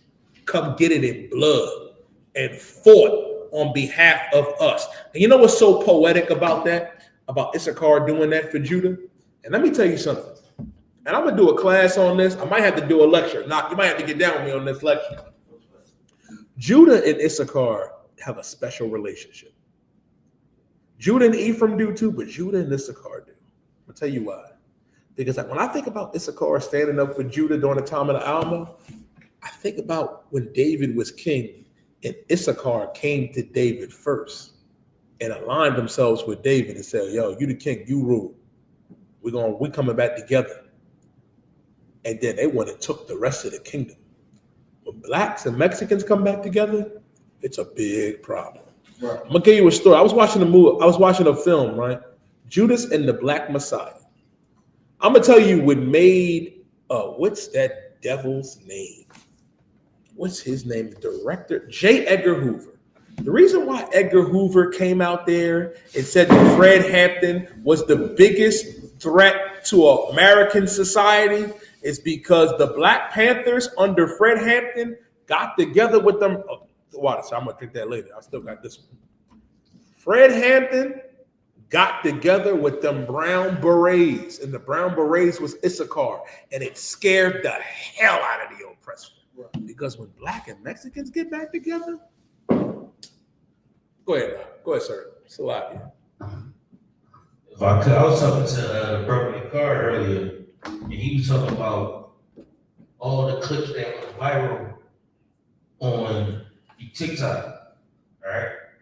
The clip with Tazariak was talking about Issachar went viral. The clip where Captain Yakazak with the Issacharite system was talking about Issachar went viral. And there was one more clip where the brother was talking about Issachar and it went viral. And I was like, listen, bro, half the earth speaks Spanish. Half the earth. Right. And it's a whole country, a continent of people and a half that we can't speak to because we don't know Spanish. You know what I'm saying? So it takes for us to deal with Issachar. And once Issachar wake up, like you said, it's over. It's over. That's why I'm in the process now. Like I'm getting my Spanish together. I be with Issachar at the slavery. They say I speak. Listen, like Officer Knox speaks Spanish like a Dominican. Listen, he do. Knox speaks Spanish like a Dominican. I was told I speak it like an Issachar. This is who you hanging around. But what's beautiful, like for real, 3/4 of the tribe speak Spanish. Right. Naphtali, Asher, Issachar, Ephraim, Simeon, Manasseh, Zebulun all speak Spanish. And the Gadites speak Spanish too. So it's in Levi. I ain't gonna leave Levi out because Levi speak Creole and Spanish.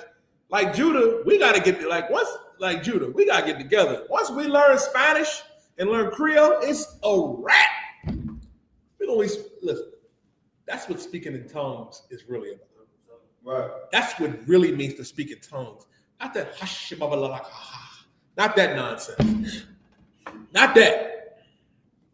Like Officer Knock, what my Lord was saying was so eloquent and true, sir, is that half of the earth speaks Spanish.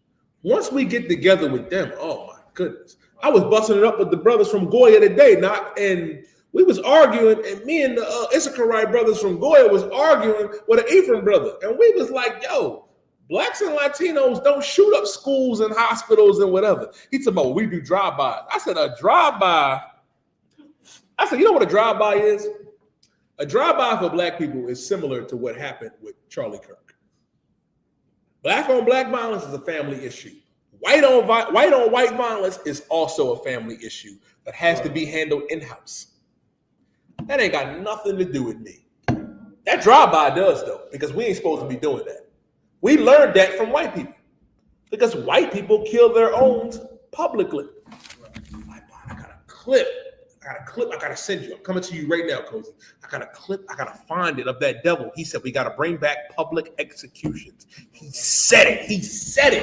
He said, we got to bring back, this devil Charlie Kirk said, we got to bring back public executions. I'm going to find it. Go ahead, young man, Cozy. Go ahead. I just want to elaborate more on what you said. There was a time when the Bloods and Crips called the truce. In the 90s, mid-90s, I believe it was. And the FBI, aka Esau, he then took the cars that was impounded from Bloods, Crips, or stole the cars, and then committed drive-bys on the brothers from another side, just to get the war between Bloods and Crips going. Go ahead now. Go ahead, sir. That's how it all started. Like even because the Crips wasn't really a gang. You know what I'm saying? The first gang in LA was the Hispanics. You know what I'm saying? But it was one brother that had a situation with another brother, and Esau perpetuates it. Like from the beginning, if I could, from the beginning, they gave us alcohol, then they gave us heroin, then they gave us civil rights, then they gave us crack, then they gave us prison. Like they make sure we beef with each other. That's their job. They the devil. Yep. They make sure that we got agitation with each other. That way they can profit. If I could survive. What you saying, sir, is just so heavy. That's what they want. Go ahead, brother. One more time. Go ahead, brother. At a job, right, out in Jersey, I made good friends with a Mexican brother. I cannot remember the tribe. It's not I can't remember. But so I asked him, what's the issue between him and the Puerto Rican brother? And so he said, it go like, whenever they talk, they look down on us like, like they talk like they better than us. I said, damn, that's crazy. Because when I talked to him when I was younger, I had an El Salvadorian homie. He said he didn't like Mexicans because Mexicans talk like they are above them. I said, if you ask me, it sounds like somebody's playing middleman and making y'all and twisting words around because y'all really don't have issues with each other. Brother, what you're saying is so heavy, right? When I used to work at Target, right? And I had a manager, Hector. He was Ephraim. He was Puerto Rican. I had a brother we worked with, Fabian. He was from Guatemala. He was Zebulon. And let me tell you something. I don't know a lot of Spanish, but I know when motherfuckers is talking shit to each other. They would be nose to nose, like really going at it. And I'm like, damn. I'm like, ain't y'all the same? And they're like, no, we ain't the same. He said, no, F him. And Fabian said, F him, man, from Puerto Rico. Listen, we was in, Ibar was with us. We was in New York a couple years ago. And this Simeon brother who was Dominican, because the Simeonites are the tribe, you know what I mean? The Dominicans are the tribe of Simeon. The Puerto Ricans are the tribe of Ephraim. This Simeonite brother and this Ephraim brother were face to face going at it. I'm talking about they was nose to nose. They was getting ready to fight. And me, Ibad, and Barzal and Zarwa had to step in and say, yo, man, y'all brothers. The Simeon brother say, he ain't my brother, man. He Puerto Rican. He Puerto Rican. We ain't the same. And I said, damn. The Simeon brother was saying, he Puerto Rican. We ain't family. We ain't brothers. And he said, yeah, man, Puerto Rico. Puerto Rico. He kept antagonizing it. And then the Ephraim brother was like, he said, he don't think he black, but we all black. And you know, Simeons be like, he no black, puppy. He no black. The lightest Ephraim niggas be telling me they niggas. Shout out Captain Canada. They don't deny that shit. But you know what all it tells me is? That we are the children of Israel. Right. Because can't nobody hate like family. What you saying, brother, is so heavy. Family hate is nothing but a big misunderstanding. And to go to show you, niggas do it to each other all the time. I be talking to brothers that be like, yeah, man, them Hispanics, them this, that, and the third, they can't do that. And I'll be like, I said, brother, you know how I know Hispanics is our people? How you talking? I said, I'm pretty sure it's other niggas that you feel that way. That's not true. I said, well, what about Jeff? That nigga owe me $20. Fuck Jeff. I go over there. I said, brother, you proving my point. Jeff blacker than me and you. Nobody can hate like family. And it's all a misunderstanding. Right. That's why the Bible says in 1 John 4:20, I'll read it for you. And our God told us, man. Our God told us, if a man say, I love God and hate his brother, he is a liar. For he that loveth not his brother whom he hath seen, how can he love God whom he hath not seen? You hate the Most High. You hate your brother, but claim you love the Most High. You hate the Most High and your brother. You can't claim to love God if you hate your brother. Dominican man, you can't hate that Puerto Rican man, that black man, that Native Indian man. Black man, you can't hate that Puerto Rican and Mexican man. We're family, man. We are family. And it ain't no getting around that. Right. Ain't no getting around it. Right. Where we at, Ibad? In Ezekiel still, right? Yes, sir. Let's finish that, and then I want one more precept I'm going to hold. Matter of fact, young man Cozy, can you hold Galatians? Hold Galatians chapter 6 and 8. And Ibad, after this, I want you to get me, dang, oh, this is good. Give me Baruch 3 and 4. Because what's what we got to understand, man. I'm going to read this precept for you before we finish here. Before we finish here, we're going to go to the book. We're going to finish here in Ezekiel, but this is the precept I want to read for you. Psalms 139 and verse 22.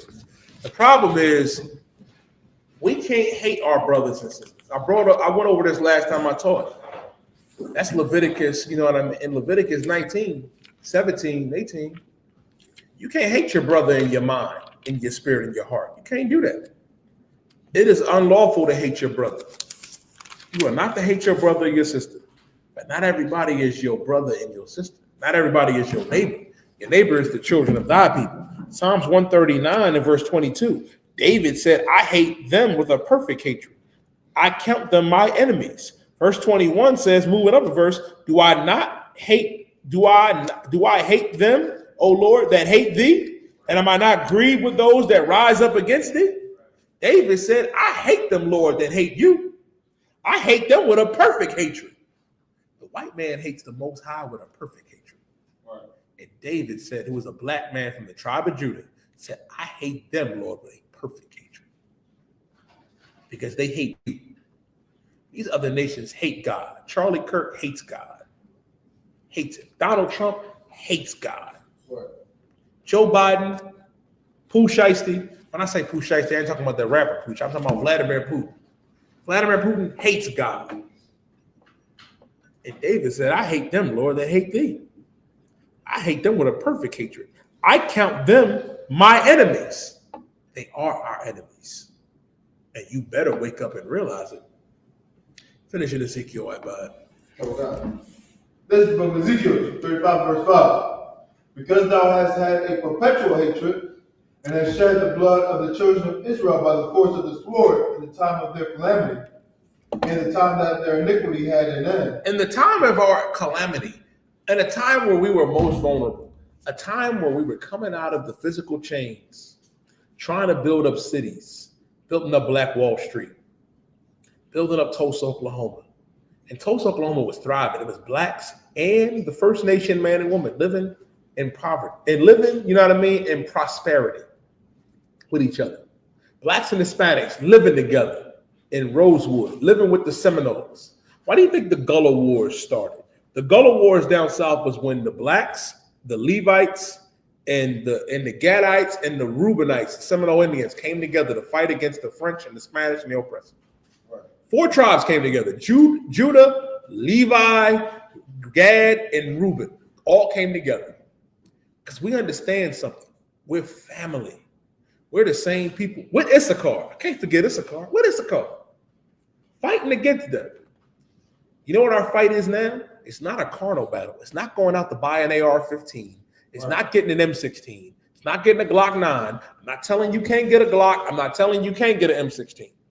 You can get as many guns as you want, but you are not to go out there and exact your own vengeance and justice. Right. That's of the Lord. Right. The Lord is going to have that glory.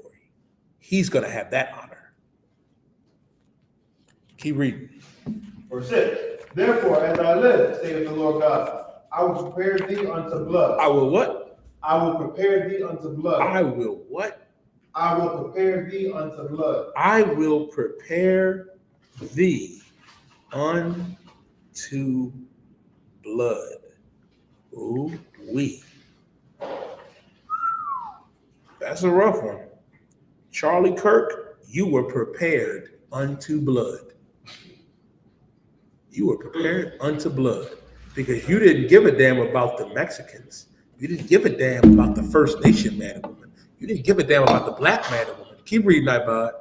And blood shall pursue thee. And blood shall what? And blood shall pursue thee. And blood shall pursue thee. Keep going. Since thou hast not hated blood, even blood shall pursue thee. Because thou hast not hated blood, blood shall pursue thee.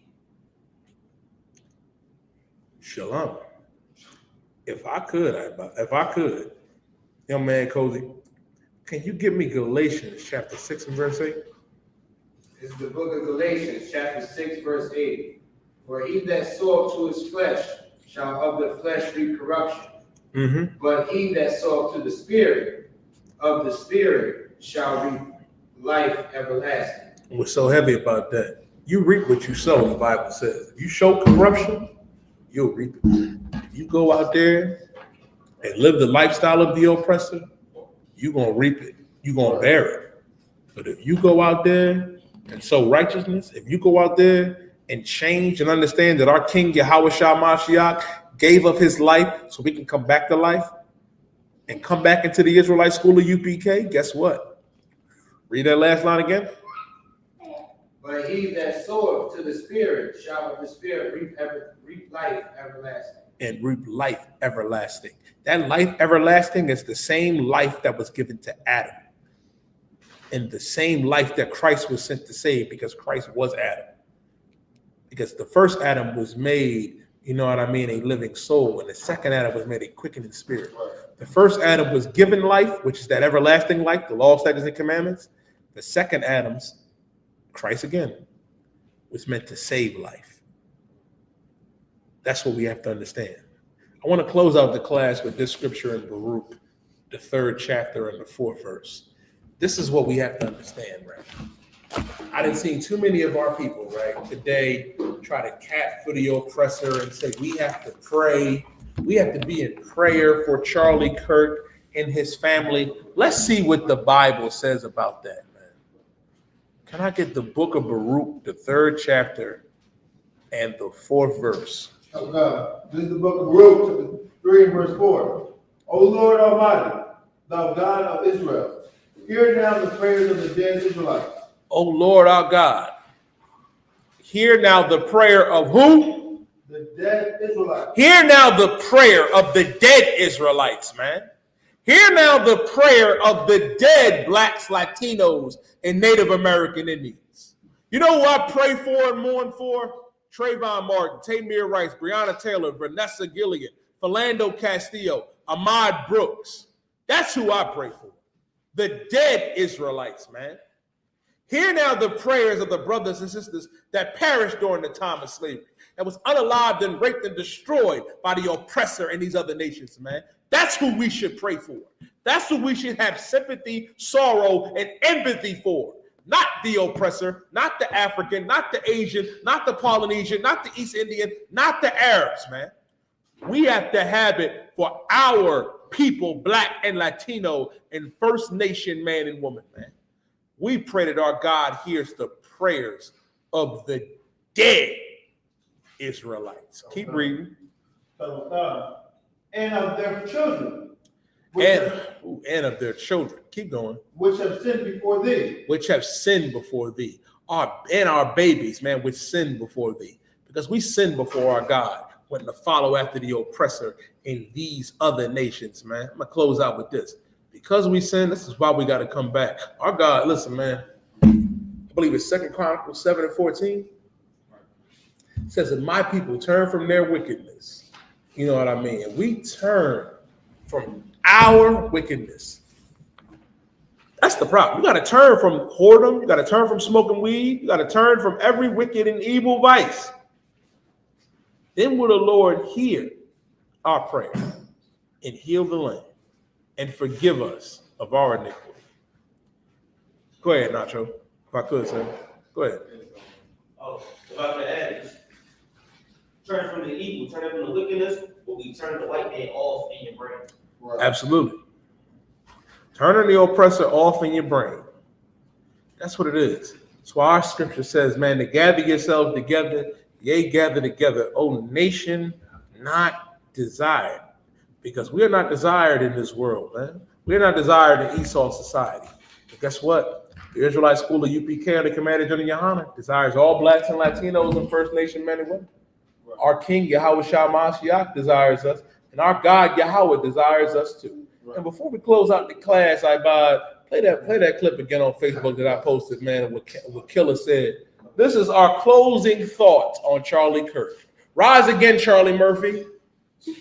Eddie Murphy's brother, of course. Charlie Murphy rise again, but for Charlie Kirk. Out every day, B. You be alright, nigga. You tough, right? Hey, niggas get shot every day, B. You be alright, nigga. You tough, right? One last time. Hey, niggas get shot every day, B. You be alright, nigga. You tough, right? Put the picture of Donnie and Kirk up there for me, Bubba Show. Niggas get shot every day, B. You tough. You be all right. And with that being said, man, I'm gonna pass the class off. The priest and officer of 1,000 at Baja. History class. You want that still on the screen, sir? Come on, you can leave it up there. I want them to know. That's the real thug and gangster. They're the real thugs and gangsters right there. Okay. I.S.U.P.K security announcement.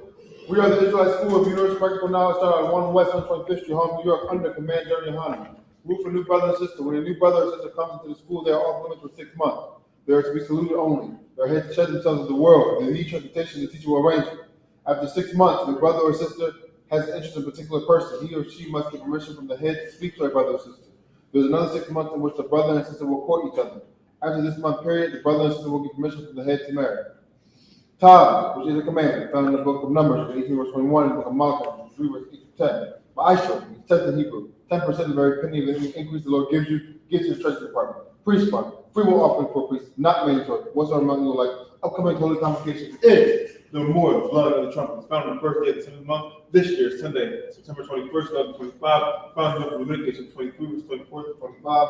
The Mount Aki, and Akwagian, check the bullets born in Hollow. If anybody wants to be a trooper in the school, so I wear all black, blue shirt, handband, or scarf. With that, I'm the men of Israel. Please stand. We will give 130 salute. Men of Israel. Imam Shabbat. Imam Barak. Yahweh Shem Yahshua Barakatam. Every time you stand down. Sorry, turn face sisters. Sisters, you and mine. Your mom Shabbat, your head, bottom covered. If you connect that 45 degree angle, your right hand left to your left. When we salute you salute us back. Men of Israel. We'll give the sisters 1 30 salute. Men of Israel. Imam Shabbat. Imam Barak. Yahweh Shem Yahshua Barakatam. Every time you stand down. Clap your hands.